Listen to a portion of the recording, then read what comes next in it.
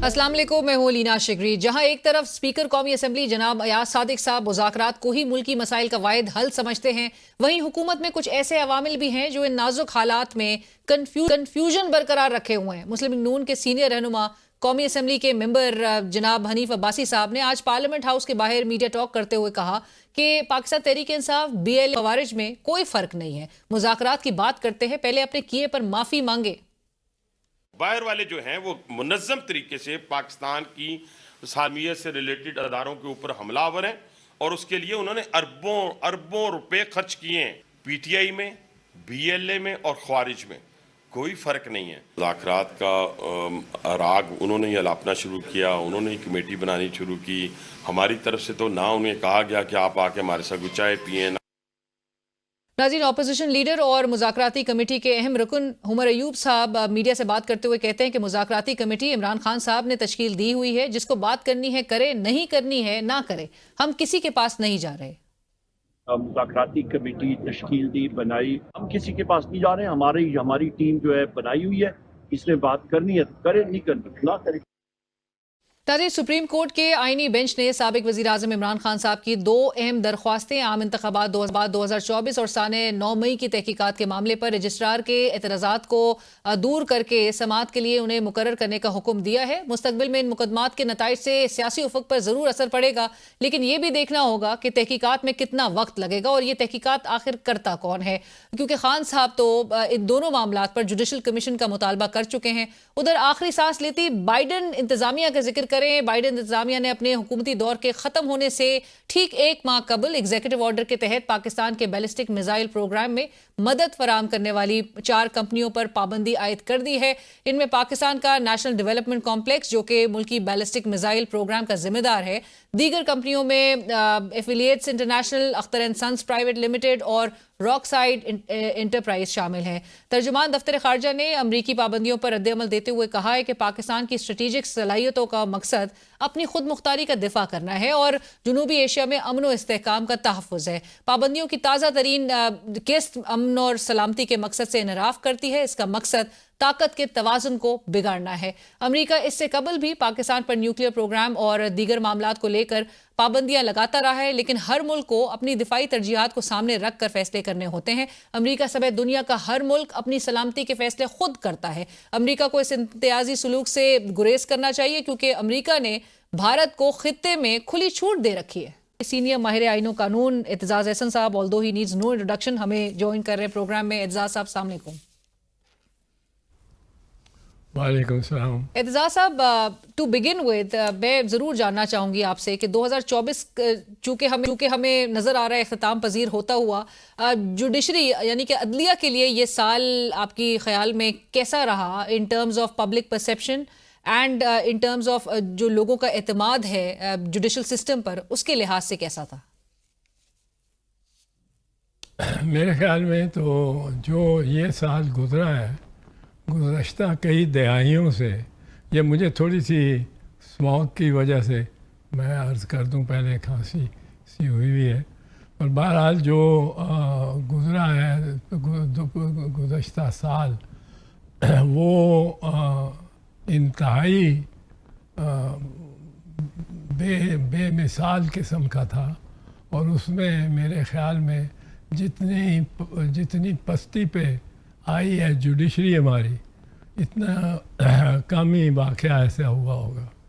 और मेरी निगाह में तो ये साल, इसमें जितना नुकसान और इमेज का नुकसान उठाया है जुडिशरी ने, उससे पहले कभी नहीं था। उसकी वजह मैं आपको एक बताऊं। एक तो ये कि जजेस ने कंप्लीटली कोलैप्स कर दिया है जुडिशल सिस्टम। जुडिशल सिस्टम किस तरह कोलैप्स हुआ है?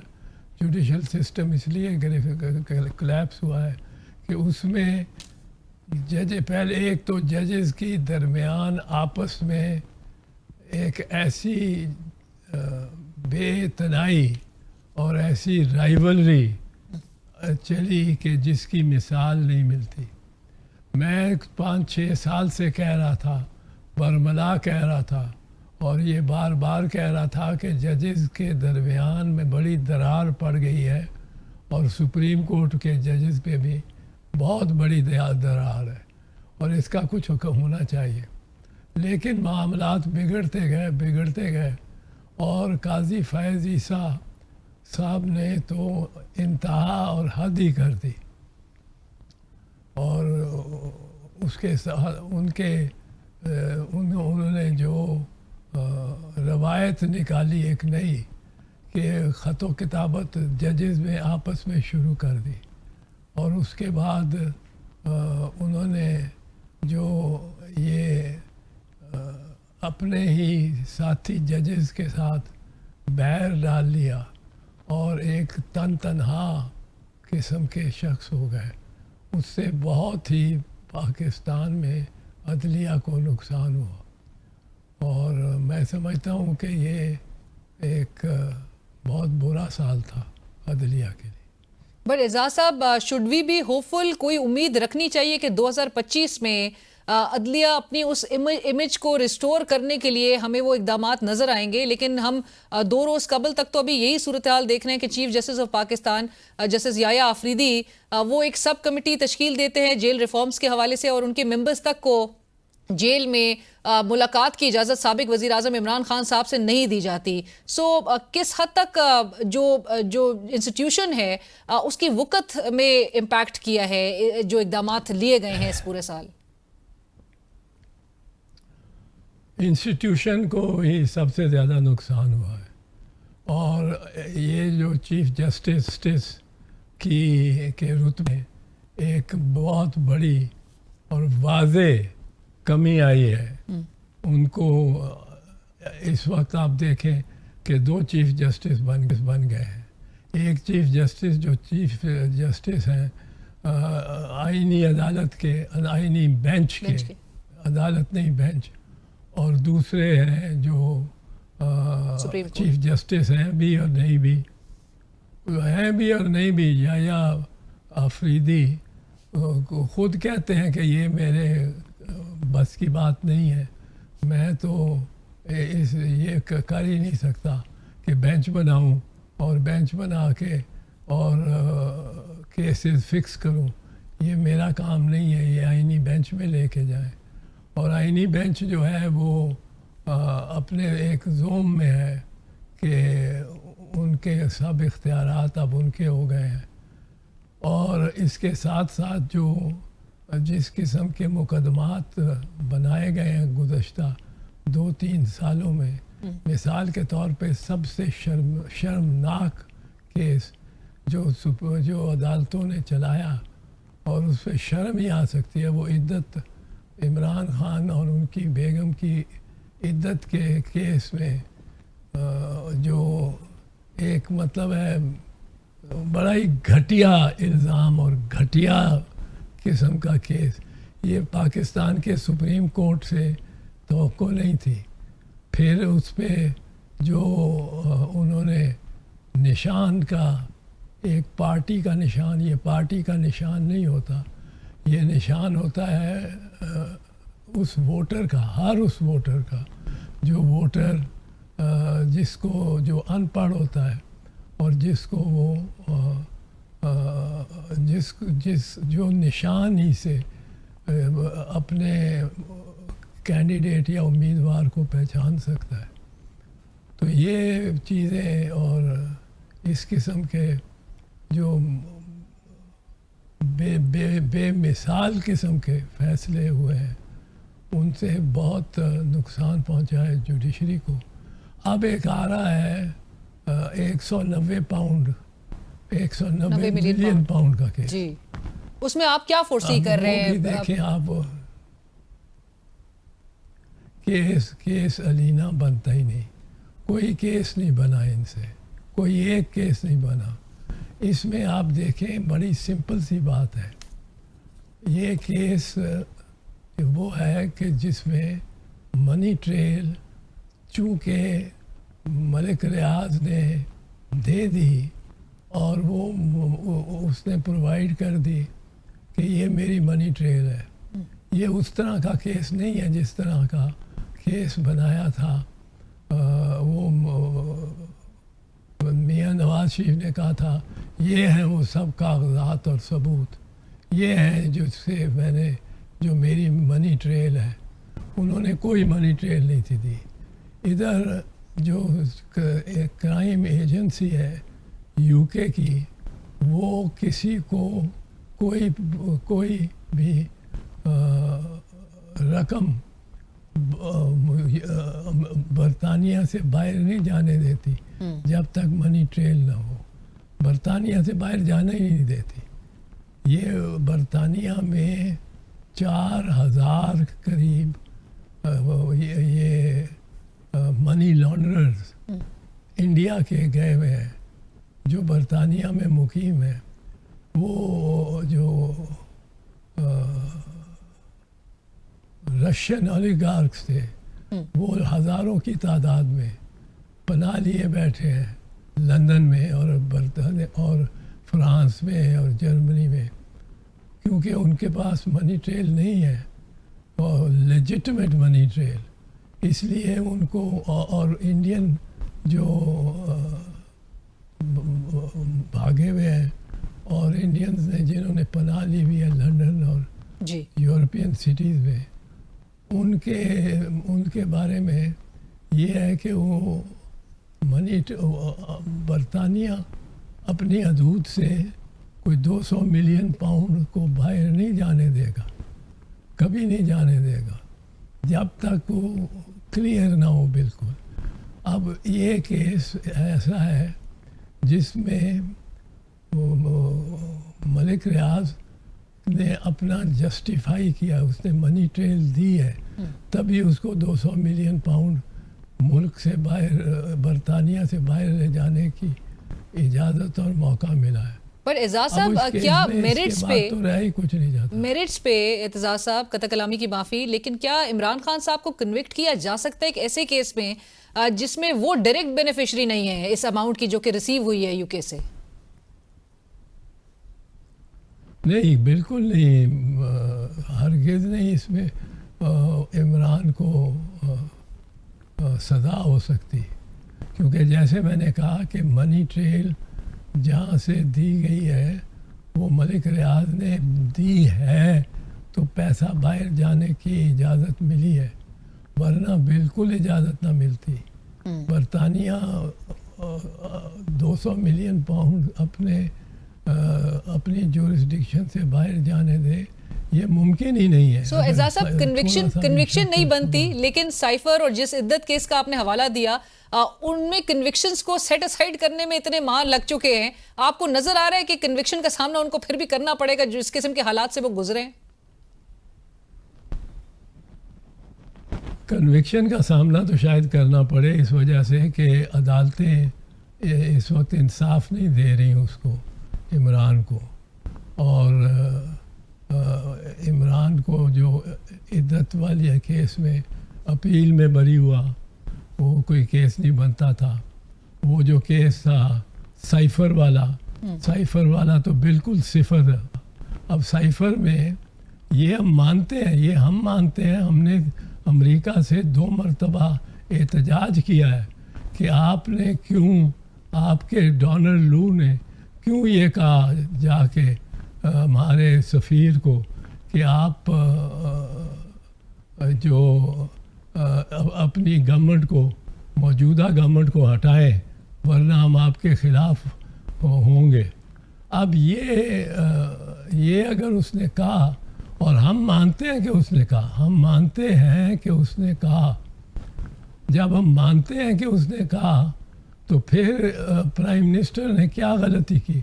प्राइम मिनिस्टर को तो सारी दुनिया को ये बताना चाहिए था कि ये मुझे उन्होंने पैगाम भेजा है या मेरे लोगों को पैगाम भेजा है। और डोनाल्ड लू ने झूठ बोला है कमेटी के सामने। अभी हुकूमत कहती है, मौजूदा हुकूमत एजाज साहब के और दावा करती है कि वो इमरान खान साहब को रिलीफ नहीं दे सकते, चाहे 9 मई के केसेस हों या दीगर। वो कहते हैं कि ये तो एक जुडिशल मामला है और अदालतों से ही उनको केसेस का सामना जो है वो अदालतों में ही कर रहे हैं और वही फैसले करेंगे। आप अग्री करते हैं कि ये इसमें, और हुकूमत के हवाले से तो तासुर यही दिया जाता है कि इनके हाथ में तो कुछ भी नहीं है? नहीं, अदालतों को तो इंसाफ करना चाहिए, और अगर वो इंसाफ करें तो कोई भी सज़ा नहीं बनती, कोई सज़ा नहीं बनती उनके। तो अभी तक तो कोई ऐसा केस नहीं आया जिसमें इमरान खान को सज़ा हो सके। मैंने 50 साल से ज़्यादा वकालत की है और मैंने बड़े क्रिमिनल केसेस किए हैं, अटक फोर्ट के अंदर भी ट्रायल्स फौजी अदालतों में किए हैं, फील्ड जनरल कोर्ट्स मार्शल, और लेकिन ये इस किस्म की नाइंसाफ़ी होती हुई मैंने नहीं देखी। कोई पढ़ता ही नहीं है हलफ जो प्राइम मिनिस्टर ने लिया हुआ है, और वो हलफ ये है कि मैं बताऊंगा, मेरे लिए बताना लाजिम होगा अगर लोगों को, अगर ये कोई ऐसी बात हुई जिससे मुल्क की सिक्योरिटी या गवर्नमेंट को थ्रेट हो, ये उसके हलफ में लिखा हुआ है, उसने बताना है। उसे ना बताए अगर तो वो खुद मुजरिम है, राइट। Prime minister. पर एजाज साहब, आप क्या इस नोशन से अग्री या इत्तेफाक करते हैं कि जो सियासी केसेस हैं ट्रायल कोर्ट्स में, और स्पेशली क्योंकि ट्रायल कोर्ट्स के किरदार पर बड़े सवाल आयद किया है पाकिस्तान तहरीक इंसाफ ने, जिन्होंने कहा कि बहुत हेस्ट में, जल्दबाजी में फैसले किए जा रहे हैं, और अभी भी उनसे 2-3 रोज़ मजीद एक्सटेंड करने का उसकी इस्तदा की गई थी पाकिस्तान तहरीक इंसाफ की जानिब से, लेकिन जज साहब ने फैसला फ़ौरन महफूज किया। अब ये 23 दिसंबर को चूँकि सुनाया जाएगा, और 24 से इस्लामाबाद हाई कोर्ट की भी मौसम सरमा की छुट्टियां का आगाज़ हो रहा है। सो ये नोशन के पॉलिटिकल केसेस में यूजली ट्रायल कोर्ट्स कन्विक्ट करती हैं पॉलिटिशियंस को, जिनको रिलीफ मिलता है only from the appellate forums, और एग्जैक्टली यही कुछ इमरान खान साहब के साथ भी उनके केस में भी बहरहाल नज़र आ रहा है। देखिए जी, इमरान के खिलाफ केस तो बनता नहीं, ये मैं आपको बता दूं। अब अगर बनाएंगे तो वो इसी किस्म का इसीलिए बनाएंगे कि उसको सज़ा देनी मकसूद है, पर वो फिर जब बरी हो जाएगा, बिल आखिर वो बरी होगा, ये सबको याद रखना चाहिए। और वो बरी हो गया तो फिर इनकी बहुत बेइज्जती होगी जो मुकदमे बना रहे हैं। ये समझते हैं कि मुकदमा बना दो और उसको अंदर रखो, जितनी देर तक रख सकते हो। ये शरीफ ख़ानदान तो उससे डरता है भाई, साफ है कहूँ, शरीफ ख़ानदान तो बिल्कुल बहुत डरता है, और इस वजह से उनकी सारी कोशिश ये है कि फ़ौज के कंधे पे रख के बंदूक चला दें, और ये वो पहले दिन से उनकी कोशिश है। शहबाज शरीफ ने जो भी किया है अभी तक, वो गैर आइनी इक़दामात लिए हैं उसने, और मियाँ साहब, बड़े मियाँ साहब तो बीच में से हट ही गए, वो तो पूरे साल खामोश रहे। की तरफ जब जी पूरे साल खामोश रहे। लेकिन एक चीज़ और मैं बताऊं, जो फॉर्म 45 है, फॉर्म 45 से अभी तक ये निकले नहीं हैं, ना निकल सकते हैं।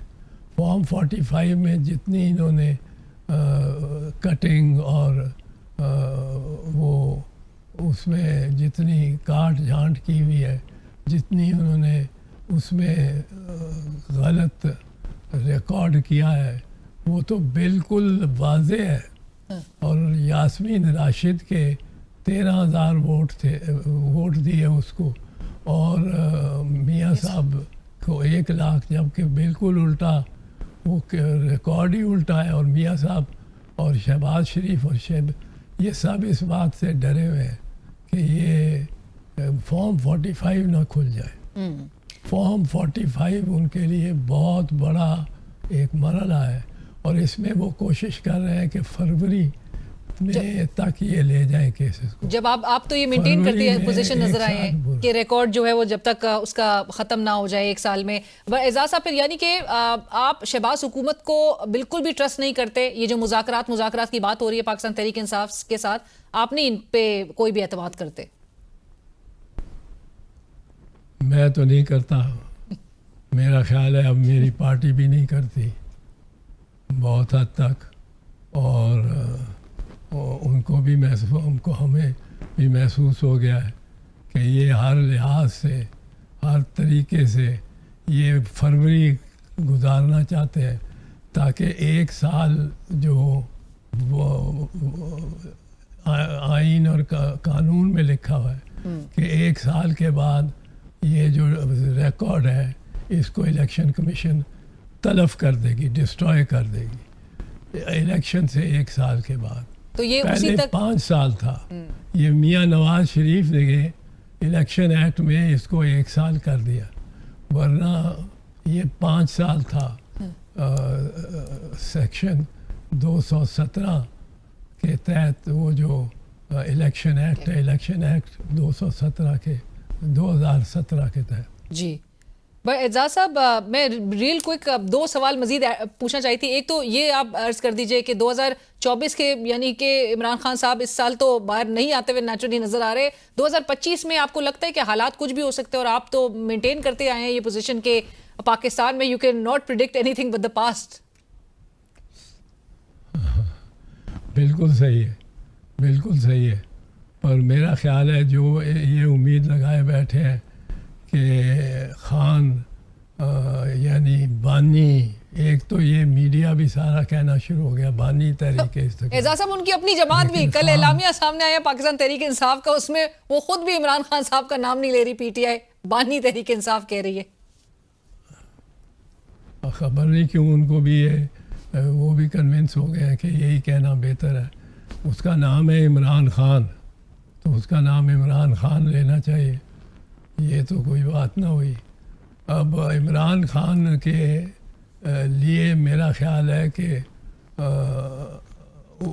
उसके ख़िलाफ़ जो केसेस हैं और अब जो इन्होंने किया है डी चौक में, डी चौक में गोली चली है कि नहीं चली, कितने गोली से कितने बंदे शहीद हुए हैं या मारे गए हैं, और ये इसके अलावा इसको छोड़ के आप ये देखें कि ये तो तस्लीम करते हैं ना कि बत्तियां बुझा दी, सब लाइट्स ऑफ हो गई।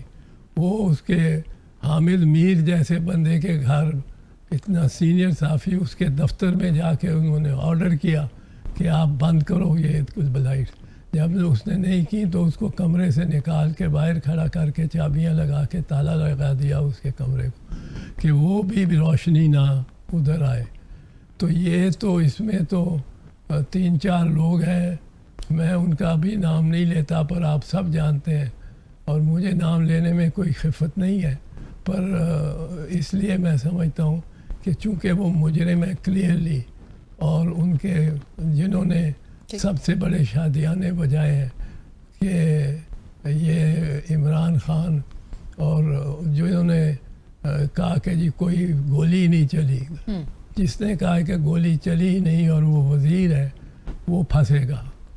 अब तो एतराफ़ भी बरबला कर रहे हैं एजाज साहब। इसहाक डार साहब जब वो ब्रीफिंग दे रहे थे डिप्लोमेट्स को तो उन्होंने कहा हवाई फायरिंग हुई है, कहा तो तस्लीम ही नहीं किया जाता था। ख्वाजा आसिफ साहब ने भी कहा कि गोली चली है, लेकिन अली अमीन गंडापुर साहब के गार्ड्स ने गोली चलाई है। सो गोली चलने का ब्लैकआउट यानी कि बत्तियां उस रात ऑफ कर देने का, बंद करने, बुझा देने का, ये भी एतराफ़ सब एडमिशन जो है अब ऑन रिकॉर्ड आ चुका है। पर एजाज साहब, लास्ट में चीफ इलेक्शन कमिश्नर के जो किरदार रहा है इस पूरे अरसे में, आपने उस पर आप हमेशा से एक बात पे बड़ा क्लियर है, आपने कहा जितने भी यूजर्पर्स हैं उनके खिलाफ आर्टिकल 6 की कार्रवाई बनती है, जिस तरह से इलेक्शन में भी वोटर्स को डिसइनफ्रेंचाइज और करोड़ों वोटर्स को डिसइनफ्रेंचाइज किया गया। बट जो देखा गया अभी रिसेंटली, चीफ इलेक्शन कमिश्नर और इलेक्शन कमीशन ऑफ पाकिस्तान, साबिक चीफ जस्टिस काजी फाइज ईसा साहब के जाने के बाद एक केस भी बज़ाहिर ऐसा लग रहा है कि डिफेंड नहीं कर पा रहा। एक बड़ी एग्जाम्पल है, बहरहाल छोटी तो नहीं है, पाकिस्तान तहरीक इंसाफ के मेंबर कौमी असेंबली, उन्होंने इस बात का इजहार किया कि वो इमरान खान साहब के नाम पर इलेक्शन जीत कर आए हैं, लेकिन मियां नवाज शरीफ साहब की जानिब से कहा गया कि जी ये हमारा बंदा है। एक एफिडेविट ऐसा सबमिट कराया गया कि जो 2 बयानी हल्फी थे, और उसमें जजेस भी रिमार्क्स अब दे रहे हैं कि दोनों की जो सिग्नेचर्स हैं उसको भी अगर क्लोजली देखा जाए तो वो भी मैच नहीं करते। और अल्टीमेटली अदालत से यही चीज़ सामने नजर आई कि उनकी रुकनियत आदिल बाज़ई साहब की वो बहाल हो गई। तो यानी कि सिकंदर सुल्तान राजा साहब कोई भी एक केस काजी फाइज ईसा साहब के बगैर जो है वो डिफेंड करने में आपको नाकाम नजर आ रहे हैं? मैंने तो बड़ी अरसे से कह रहा हूँ, ये भी सुना होगा, आपके प्रोग्राम पे भी कहा है, सिकंदर सुल्तान राजा, इसको हथकड़ी लगेगी। इसने इतने बड़े घिनौने जुर्म किए हैं, इसने जो फॉर्म 45 भी उड़ाए हैं और अब फिर उड़ा देगा।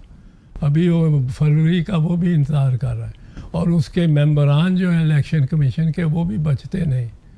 ये सिकंदर सुल्तान राजा को तो हथकड़ी लगेगी ही लगेगी, जो कुछ उसने जराइम किए हैं और इलेक्शन को जिस तरह उसने ख़राब किया है। राइट, थैंक यू एजाज साहब, बहुत शुक्रिया। प्रोग्राम में वक्त हुए नाजरीन एक ब्रेक।